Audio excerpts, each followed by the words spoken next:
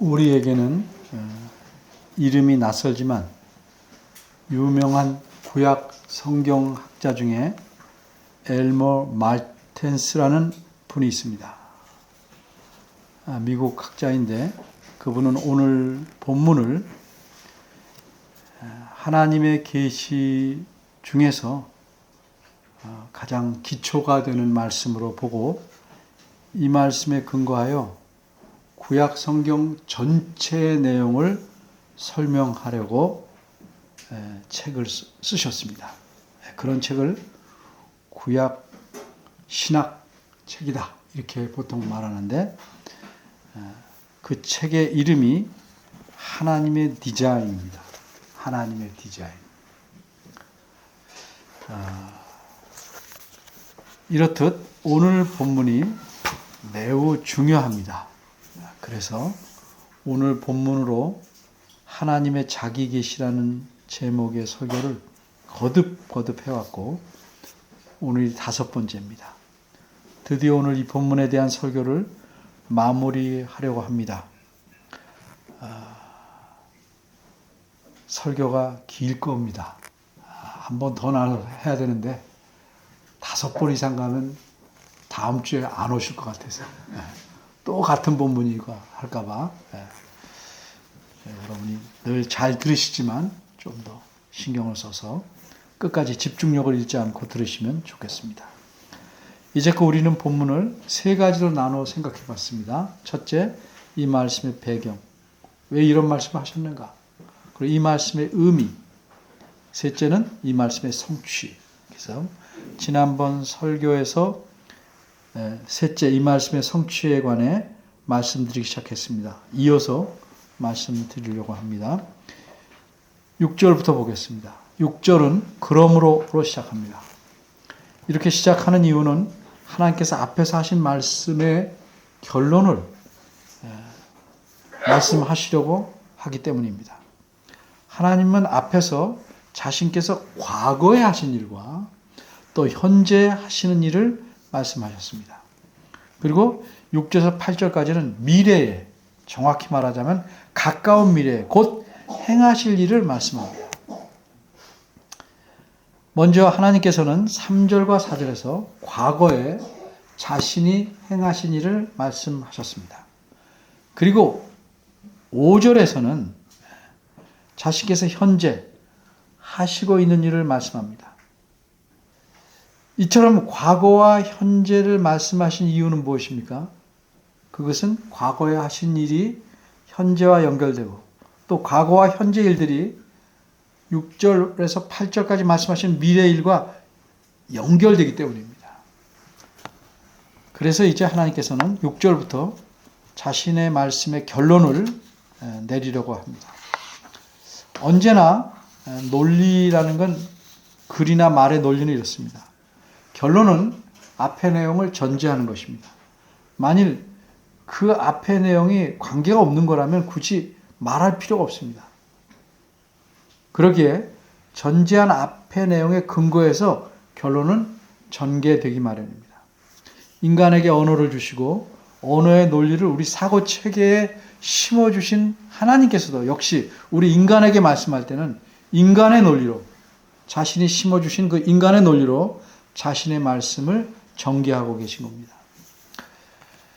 그럼 하나님께서 6절부터 결론을 말씀하시기 전에 3절과 5절까지 하나님께서 말씀하신 내용의 논리를 좀 생각해 보겠습니다. 그 논리는 무엇입니까? 그것을 정리하면 이렇습니다. 첫째, 과거에 나는 전능하신 하나님으로 나를 계시하면서 족장들에게 나의 언약을 세워줬다. 둘째, 나는 현재 그들의 후손인 이스라엘 백성의 신음을 듣고 내 언약을 기억하고 있다. 셋째, 그러므로 나는 앞으로 곧 미래에 내가 족장들에게 세운 나의 언약대로 행할 것이다. 시행할 것이다. 이런 논리입니다. 이제 우리는 이렇게 하나님께서 말씀하신 논리에서 과거, 현재, 미래를 관통해서 연결하는 공통 요소가 무엇인지를 알아내야 합니다. 그래야 하나님 말씀의 핵심, 또 연결고리 이런 것들을 파악할 수 있습니다. 그럼 그 공통 요소가 무엇인지 알기 위해서 어린이들을 위해서 색깔에 관한 이해를 하나 들어보겠습니다. 나는 옛날에는 노랑과 빨강을 좋아했습니다. 그런데 지금은 빨강과 파랑을 좋아합니다.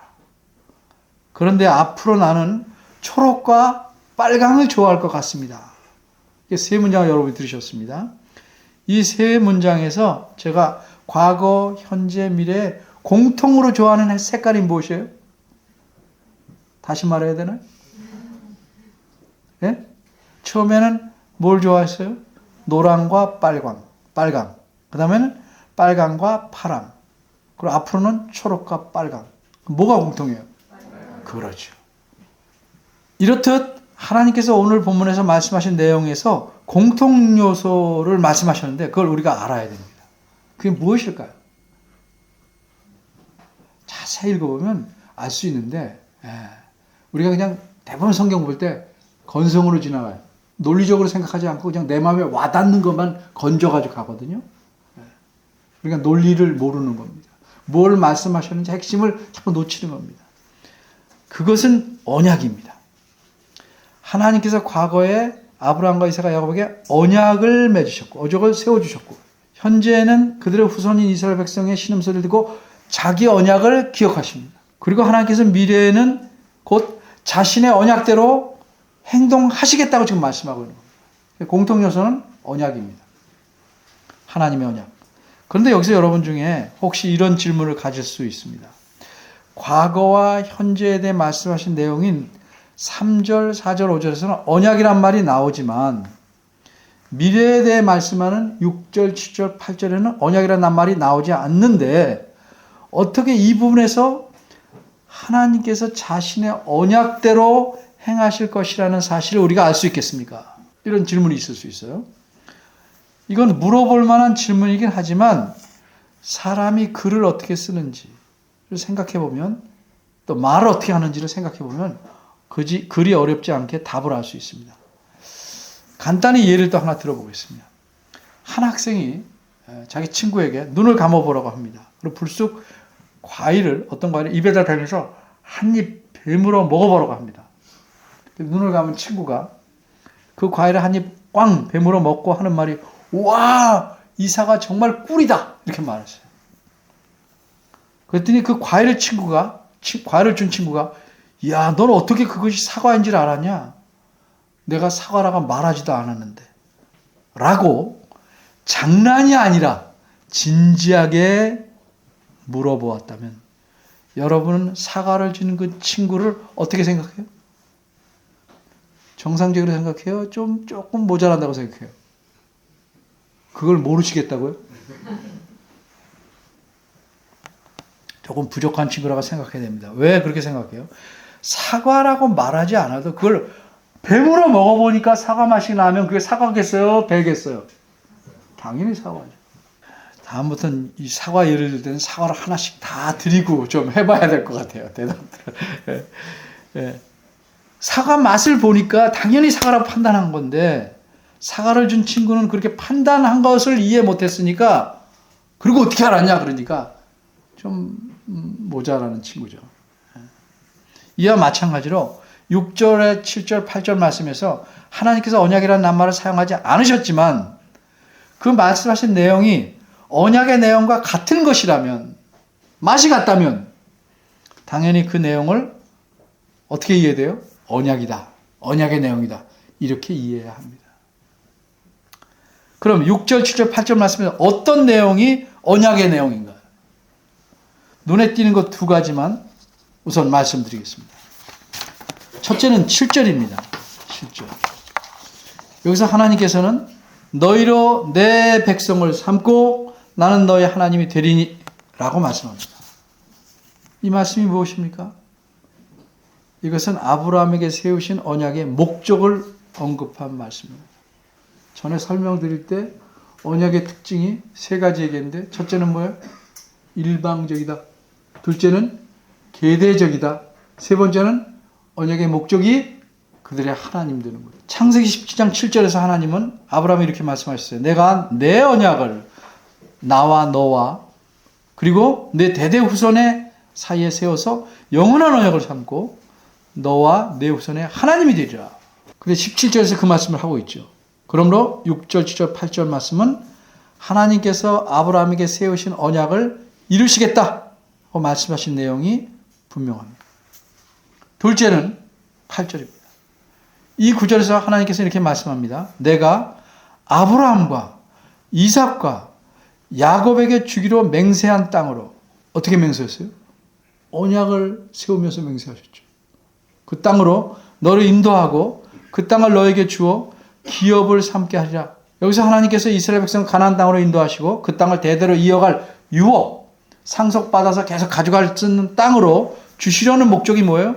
아브라함과 분명히 얘기했죠. 8절에 이삭과 야곱에게 세우신 언약의 말씀대로 내용대로 이루어 주시기 위한 것이다.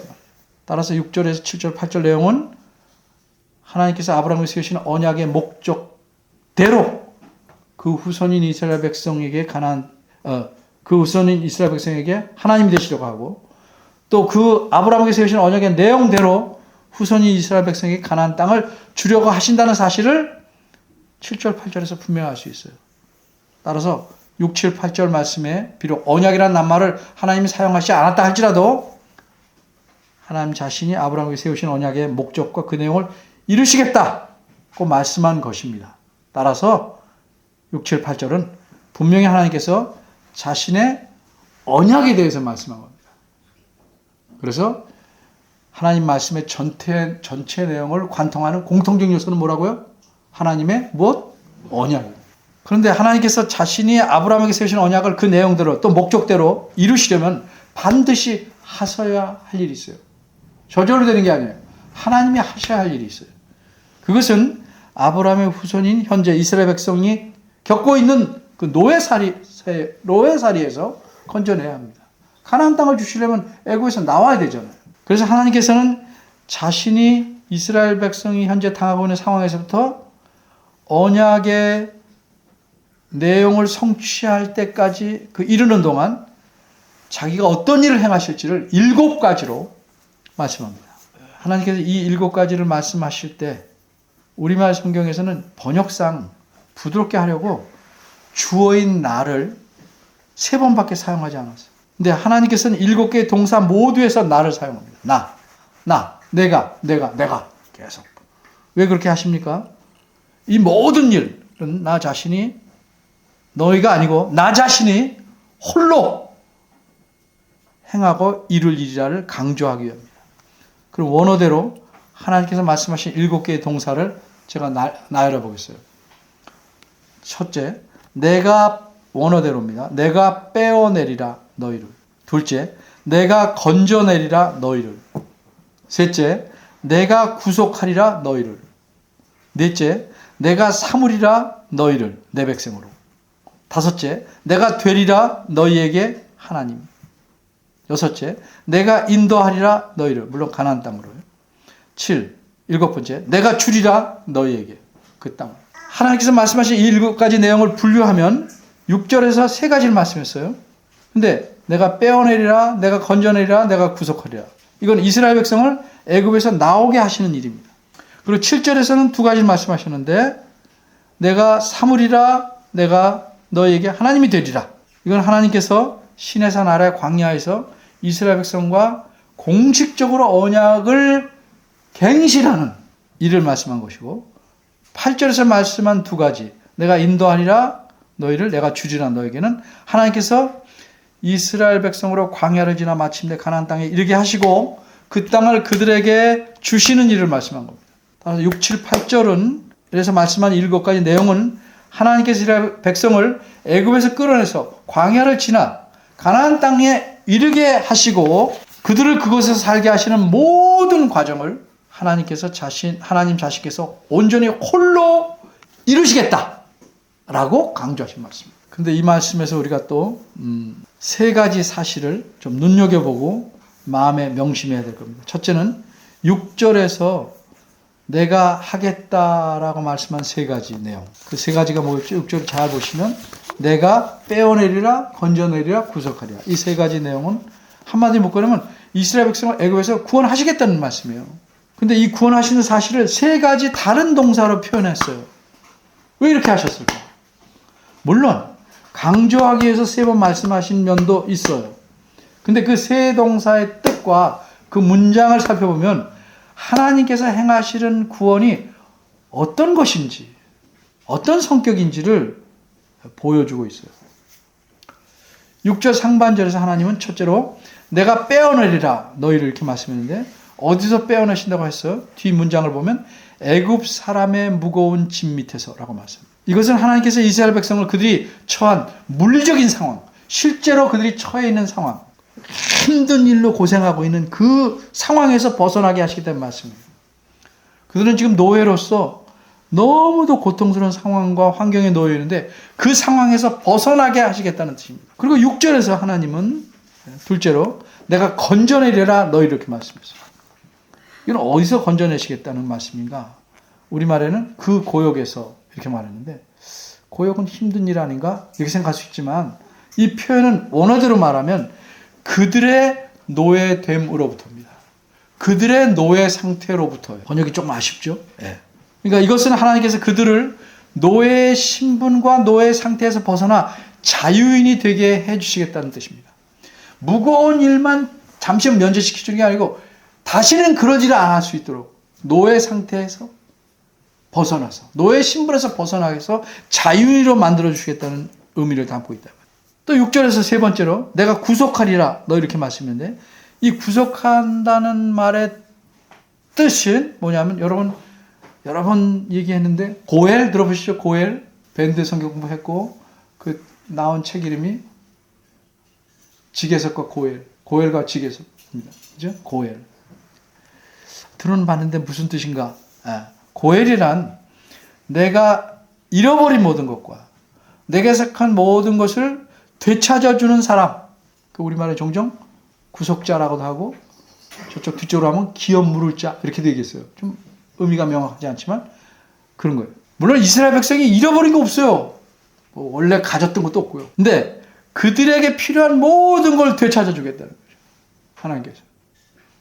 이 세 가지 동사에서 우리는 하나님이 행하시는 구원이라는 게 어떤 성격의 것인지를 알 수 있어요. 그래서 앞으로 이룰 하나님께서 행하시는 모든 하나님 백성에게 행할 구원은 어떤 성격을 갖는지 그 기본적인 세 가지 성격을 여기서 말하고 있는 거예요.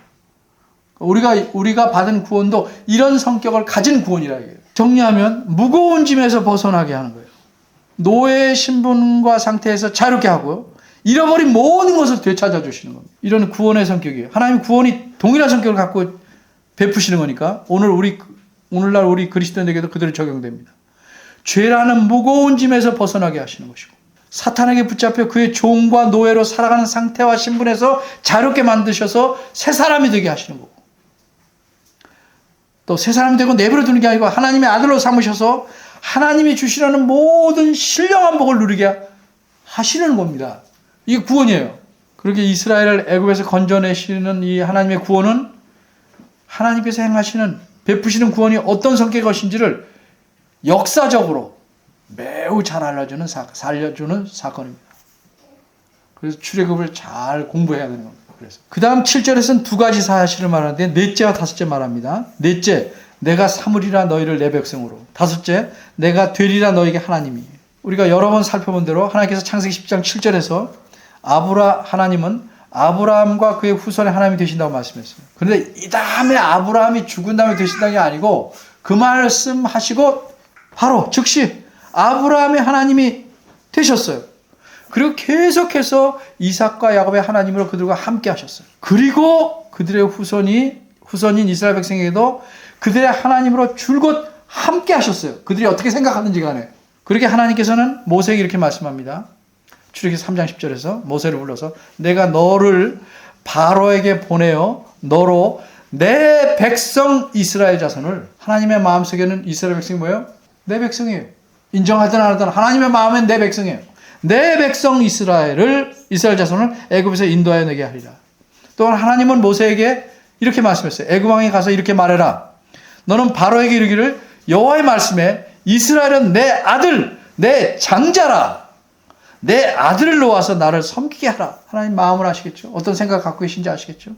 그런데도 7절을 보면 마치 지금은 이스라엘 백성이 내 하나님 백성이 아니고 하나님도 그들의 하나님이 아니듯이 내가 삼으리라, 또 내가 하나님이 되리라 말씀한 것은 하나님의 인식을 말하는 게 아니고 하나님이 앞으로 행하실 일을 말씀하는 거예요. 그 뒤에 출애굽기를 보시면 하나님은 그들과 시내산 아래의 광야에서 다시 언약을 맺으십니다. 그걸 염두에 두고 하신 말씀. 언약을 왜 다시 맺는가? 지금 설명합니다. 하나님은 아브라함의 언약하신 대로 신실하게 언약을 지키시지만 그 후손들은 어때요? 계속 대를 이어가면서 다시 한번 하나님 앞에서 언약을 신실히 지키겠다고 서약해야 합니다. 이것을 우리가 신학적 용어로 언약갱신이라고 해요. 언약이 폐기되는 게 아니고 이 언약, 하나님 말씀하신 언약의 내용을 우리도 지키겠습니다. 그걸 갱신이라고, 갱신. 이로써 하나님을 자신들의 하나님으로 받아들이고 하나님의 백성으로 합당하게 살아야 되기 때문에 그런 갱신이 필요한 겁니다. 언약이 없어졌다 생기는 게 아니고 그 언약을 계속 유지하겠다라고 갱신하는 겁니다. 그런 갱신이 그래서 필요한 거고 그렇게 할 것을 염두에 두시고 7절에서 넷째와 다섯째를 말씀한 겁니다. 8절에서 다시 두 가지 말씀하는데 여섯 번째로 내가 인도하리라 너희를, 일곱째로 내가 주리라 너희에게 가나안 땅을 주시겠다는 거죠. 그러니까 애굽에서 가나안까지 모든 여정을 책임지고 인도하셔요. 하나님께서 이 말씀대로 결과적으로 책임지고 인도하시는 건 뭐예요?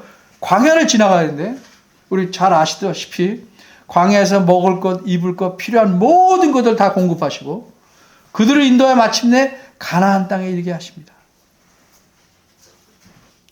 하나님이 구원하셔서 이끌어가는 전 과정, 이걸 다 구원이라고 말할 수 있는데 똑같습니다.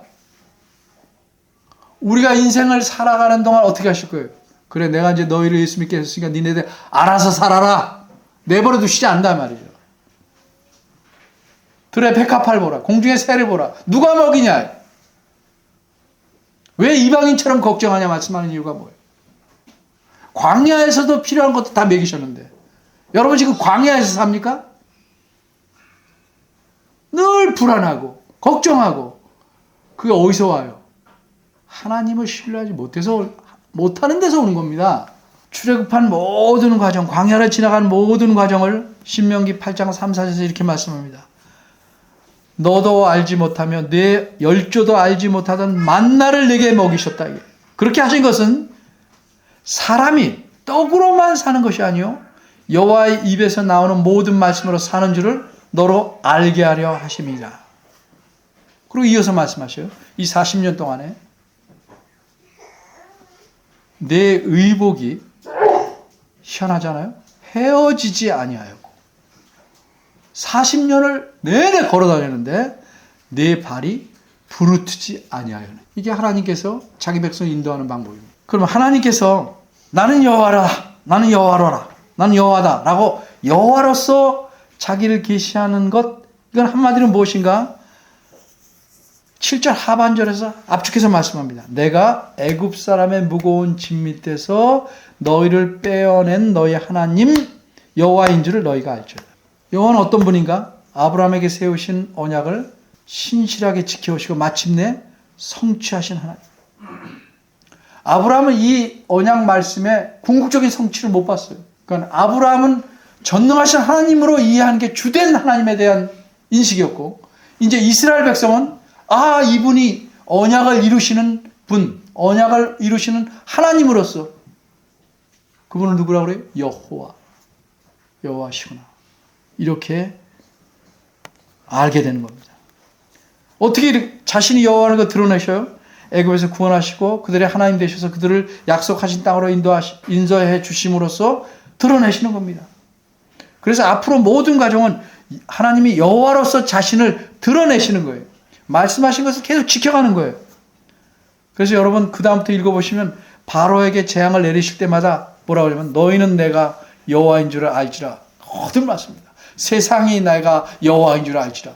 계속 언약을 이루어 가시는, 자기 백성에게 하시는 언약을 이루어 가시는 하나님, 성취하시는 하나님인 줄 알게 될 것이다 라고 말씀합니다. 이제 마지막으로 구조를 봅니다.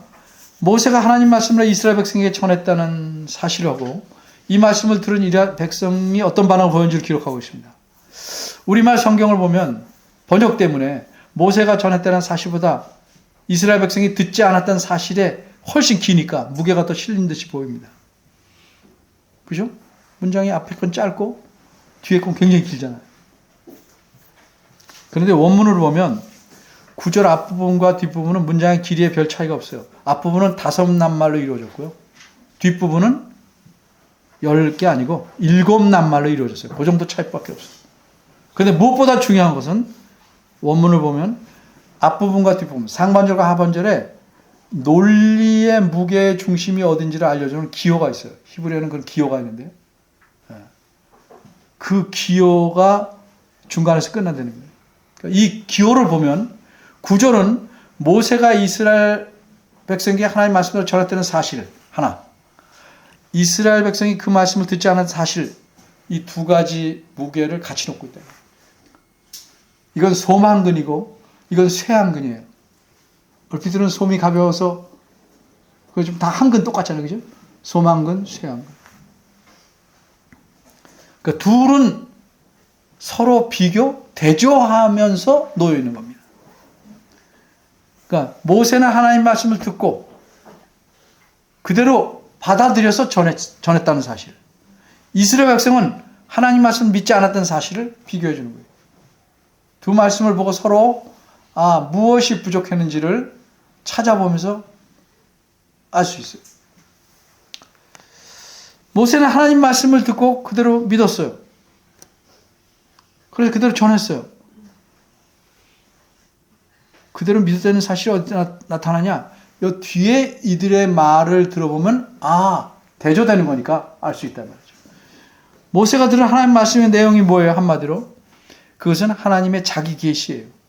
하나님께서 자신이 여호와다라고 계시한 내용, 그것이 지금 모세가 들은 하나님 말씀이에요. 그럼 모세가 하나님에게 자신을 계시하게, 여호와로서 계시하게 된 계기가 뭐였었어요? 출애굽기 5장 22절 23절 보면 모세가 하나님께 돌아와서 속상함을 쏟아놨죠. 그래서 말씀하게 된 건데 모세는 뭐라고 그랬어요? 주여 어찌하여 이 백성으로 학살을 당하게 하셨습니까? 라고 물었고 어찌하여 나를 보내셨습니까? 이렇게 물었어요. 이 질문에 대한 대답이 뭐예요? 그게 오늘 본문의 말씀이에요. 하나님의 자기 계시. 이런 하나님의 자기 계시의 대답을 듣고 모세는 어땠어요? 여전히 불만스러웠어요? 아니면 자신의 질문에 대한 답을 필요한 만큼 들었어요? 구절을 보면 모세가 하나님 말씀을 듣고 그대로 전했다는 사실만 말하지만 여기서 우리가 이제 앞으로 짐작할 수 있는 게 모세는 더는 속상하거나 불만스럽지 않을 만큼은 대답을 들었어요. 다시 불만이나 속상함을 제기하지 않아요. 이것으로 자기의 불만과 속상함을 해결했어요. 이후로 모세는 이게 출애굽기 5장 22절에 보인 것처럼 하나님에 대해서 속상함, 불만 같은 말을 내놓지 않아요. 백성들이 하나님께 그렇게 하는 것에 속상해야지 하나님께서 그렇게 하지 않아요. 그러니까 이 말씀으로 해결이 된 겁니다.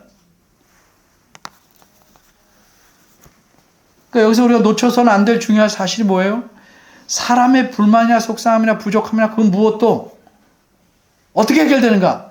하나님을 더 깊이 알므로써 해결되는 겁니다. 다른 것에서 해결되는 게 아니에요. 상황이 바뀌겠어요? 하나님 말씀을 깊이 안다는 게 뭐예요? 하나님 자신을 아는 거예요. 그분을 어떤 분지로 알고 믿게 될 때 해결되는 거예요. 그런데 사람들은 다 어디서 해결하더라고요? 하나님을 아는데 힘쓰지 않고 힘써 여호와를 알지 않고 하나님이 주시는 무엇으로 자꾸 해결하려고 그래요. 하나님이 어떤 분이시고 어떤 계획을 갖고 계신지 알면 사람의 문제가 무엇인지 해결되는 거예요.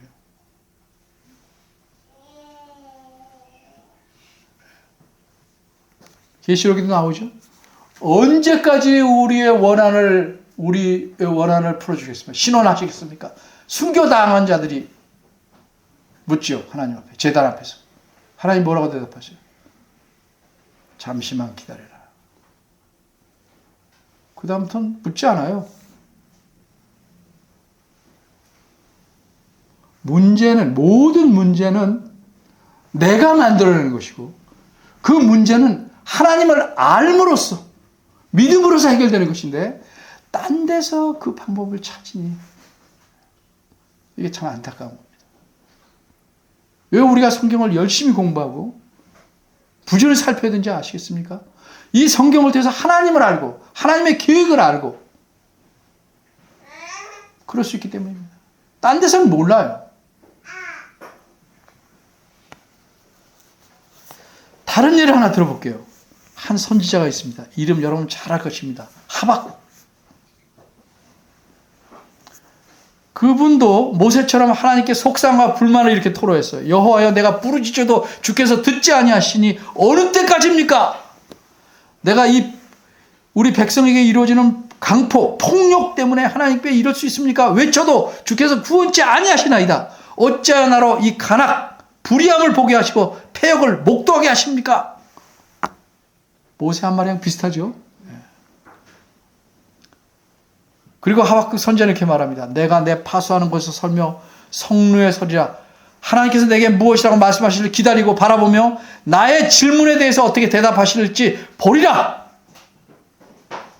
이렇게 말해요. 그랬더니 여호와께서 그에게 대답하셨어요. 여호와 자신께서 어떻게 행하시는지. 바꿔 말하면 여호와께서 자신의 할 일을 계시해 주셨어요. 그랬더니 그 계시, 여호와의 계시를 듣고 알고 믿게 되자 상황은 아직 변한 것도 없어요. 아무것도 안 변하고 여전히 암울하고 비참한 상태인데 하박국 선지자의 입에서 이런 기도와 찬양이 나옵니다. 유명한 말씀이죠. 잘 아는 거예요. 상황이 아무것도 안 바뀌었어요. 비록 무화과 나무가 무성치 못하며 포도나무에 열매가 없으며 감람나무에 소출이 없으며 밭에 식물이 없으며 우리의 양이 없으며 외양간에 소가 없을지라도 뭐라고 그랬어요? 나는 여호와로 인하여 즐거워하며 나의 구원의 하나님을 인하여 기뻐하리로다. 왜 그렇습니까? 주 여호와는 나의 힘이시라. 상황이 바뀌어야 해결되는 게 아니에요. 여호와를 알아야. 근데 여호와의 말씀, 여호와가 자신을 계시하고 자신이 어떤 분인지 계획이 뭔지를 말씀한다고 해서 다 그렇게 해결하는 건 아니에요. 그걸 알아도 아무런 변화가 없는 사람들이 있었어요. 누굽니까? 9절 하반절에 나오는 이스라엘 백성입니다. 그들은 모세가 전한 하나님 말씀의 계시의 말씀을 들었는데도 믿지 않았습니다. 근데 그들이 믿지 않았던 이유가 무엇입니까? 9절 하반절은 두 가지를 알려줍니다. 뭐 때문에 안 믿었어요? 마음의 상함과 역사의 혹독함을 인하여. 마음의 상함이라는 건 뭐예요? 단순히 감정이 상하거나 비틀리거나 속상함을 말하는 게 아니에요. 이것은 직역하면 심령의 부족함, 영의 부족함의 직역입니다. 이거는 이런 거예요. 그 마음에, 심령에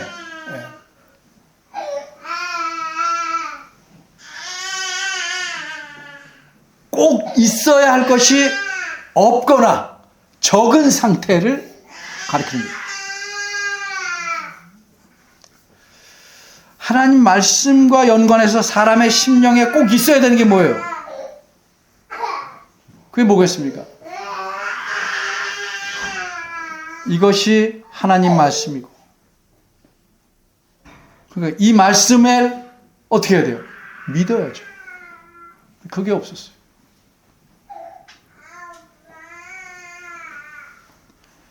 이 말씀에 대한 확신이 없었어요. 역사는 시간이 흘러간 역사가 아니고 일이에요. 일의 혹독함. 그들이 한 노동이 지독하게 힘들었다는 거예요.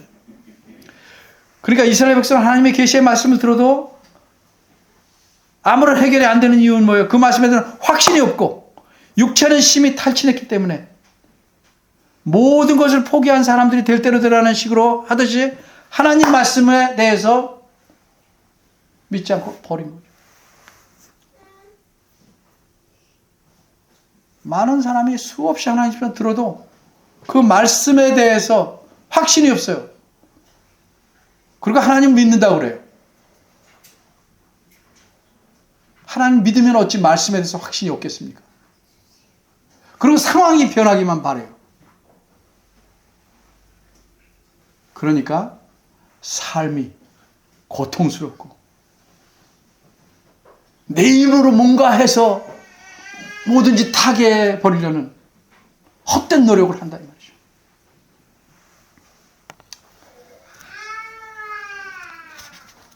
이렇게 하나님께서는 자신의 놀라운 계획과 목적을 말씀하셨어요. 근데 하나님의 백성이라는 자들은 하나님 말씀에 귀를 닫아버려요. 하나님 안 믿다는 거죠. 자기 몸과 마음이 지쳤다고 하나님에 대해서 등 돌려요. 그죠? 하나님께 자기 마음이 상하면 이게 우선이야. 하나님에 대한 기본적인 예의도 없어요. 하나님을 아랑곳하지도 않아요. 내 코가 석자면 다 무시하는 거예요. 여러분 생각해 보세요. 많은 사람이 이렇게 말해. 일견 맞는 말 같아. 왜 성경을 안 읽으십니까? 너무 힘들고 너무 마음이 상해서요. 이해는 됩니다. 근데 그 사람에게 뭐가 필요하죠? 위로가 필요하잖아요. 위로는 언제 필요한 거예요? 힘들고 지칠 때 필요하죠. 거기서 벗어난 다음에 필요한 게 아니에요. 그리고 실제로 위로와 도움이 필요한 상황에서 하나님을 외면하는 것은 위로밖에 않겠다는 거죠. 하나님을 필요로 하지 않기 때문이에요. 하나님 이외에 다른 것에 위로를 찾으려 하는 겁니다. 모든 것이 하나님 손에 달려있는 사람들은 다른 것에 매달립니다. 이것을 뭐라고 그래요? 최악의 미련함이라고 그래요.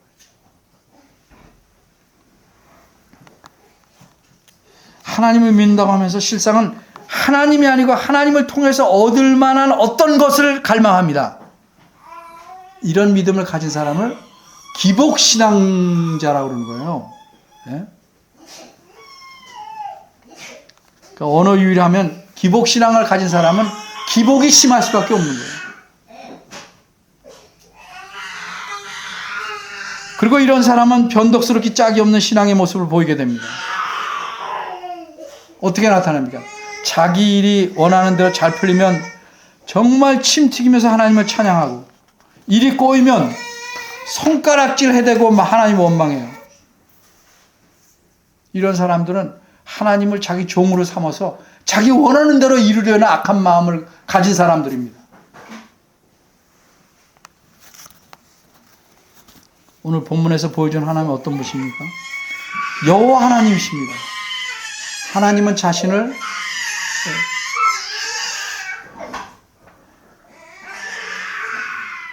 여호와로 드러내셨어요. 바꿔 말해서 여호와는 어떤 분이에요? 자신이 세우신 언약을 성취하시는 하나님, 언약을 이루시는 하나님, 그분이 여호와예요. 그래서 여호와로서 하나님은 아브라함에게 약속하신 언약의 내용을 반드시 성취하십니다.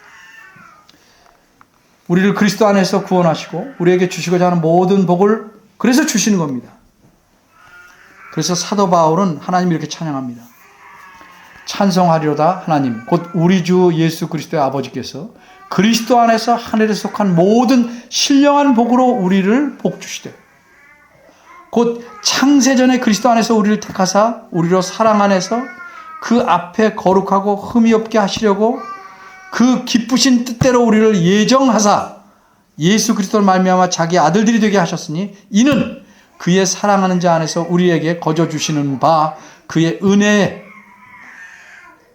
영광을 찬미하게 하려 하는 것이라.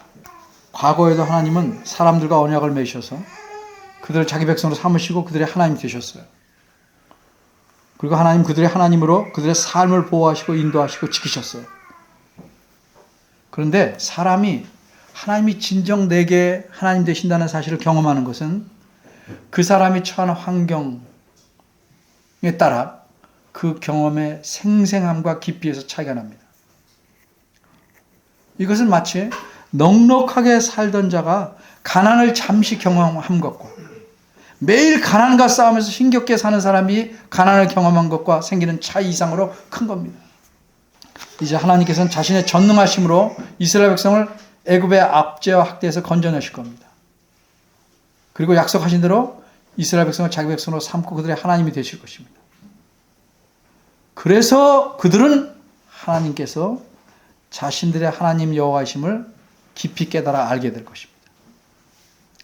이들이 지금은 믿지 못해도 이런 걸 경험해서 하나님을 자기 하나님으로 깨달아 알게 될 것입니다. 훗날 이렇게 하나님께서 자기 언약대로 이스라엘 백성을 자기 백성으로 삼으신 데 대해서 어떤 시인이 이렇게 말했습니다.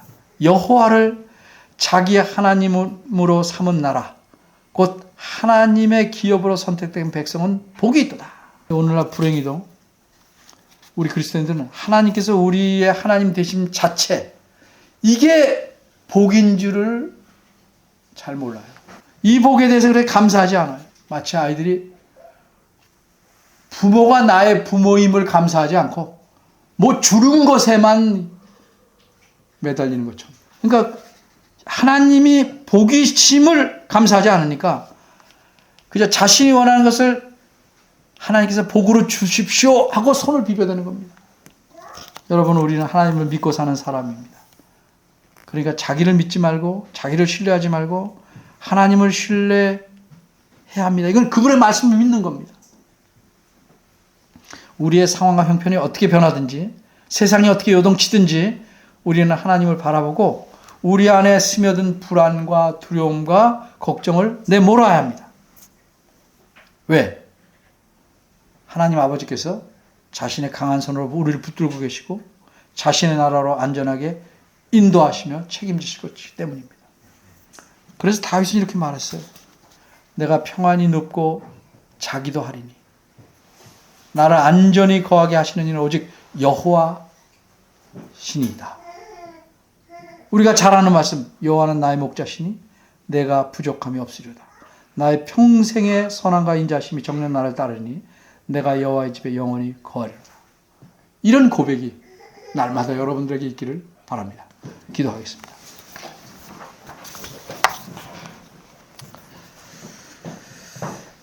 은혜로우신 하나님 아버지, 하나님께서 우리의 아버지 되심을, 우리의 하나님 되심을 깊이 깨닫고 매일 생활에서 쉼없는 감사, 모든 일에 감사하는 저희들 되기를 원하오니 주여 저희 마음을 주장하여 주시고 저희를 붙잡아 주시옵소서. 예수님 이름으로 기도합니다. 아멘.